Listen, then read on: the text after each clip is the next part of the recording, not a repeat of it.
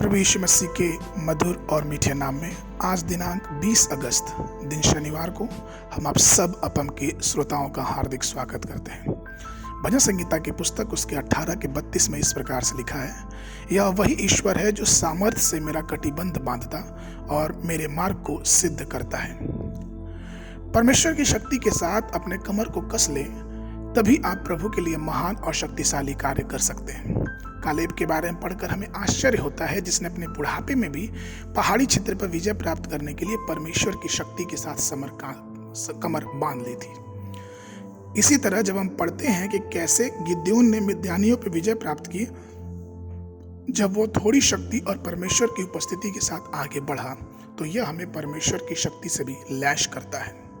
दाऊद का भी अनुभव देखिए। एक और उसने युद्धों में शामिल होने की ताकत के साथ खुद कमर कस लिया, और दूसरी ओर उसने यहोवा की स्तुति करने और उसकी आराधना करने के लिए अपने आप को दृढ़ किया। दाऊद जो केवल एक चरवाहा था, वह भालू और उसके झुंड के खिलाफ तथा आने वाले शेर को मारने में सक्षम था, क्योंकि उसने खुद को ऊपर की सामर्थ्य के साथ बांध लिया था। यही कारण है कि वह गोलियात पर विजय प्राप्त करने में सक्षम था और कई राजाओं पर विजय प्राप्त की। वहीं प्रभु अपनी शक्ति और अपने वचनों और अपने उपहारों और अपनी शक्ति से हमें और आपको भी घेरे रखेगा। भजनकार भजन 18 के 32 में कहता है, यह वही ईश्वर है जो सामर्थ्य से मेरा कटिबंध बांधता और मेरे मार्ग को सिद्ध करता है।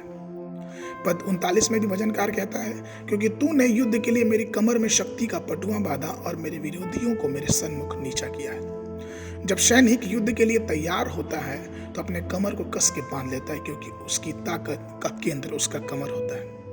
लुक्का 12 के 35 में यीशु ने खुद ही कहा, तुम्हारी कमरें बंधी रहें। इफिसियों के पत्र उसके 6 के 14 में पौलुस भी इस बात को कहता है, तो सत्य से अपनी कमर को कस लो और धार्मिकता का झिलम पहन लो।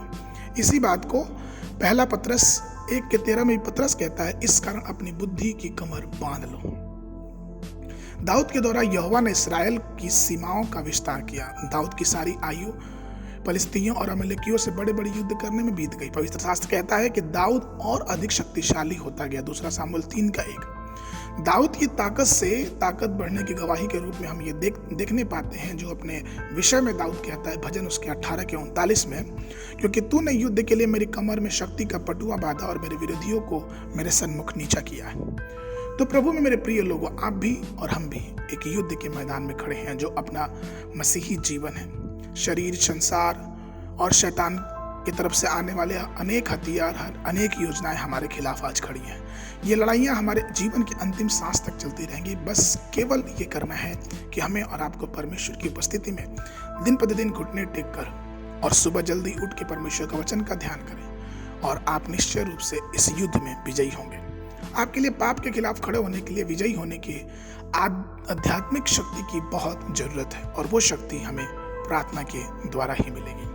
आज के मन के लिए हबक्कुक की पुस्तक उसका 3 अध्याय उसका 19 पद, यहोवा परमेश्वर मेरा बल मूल है, वह मेरे पास हिरणों के समान बना देता है, वह मुझको मेरे ऊंचे स्थान पर चलाता है। बाइबल अध्ययन के लिए सुबह के समय भजन 105 और 106, संध्या के समय 1 कुरिन्थियों की पत्री उसका 3 अध्याय। परमेश्वर आप सबको आशीष दे।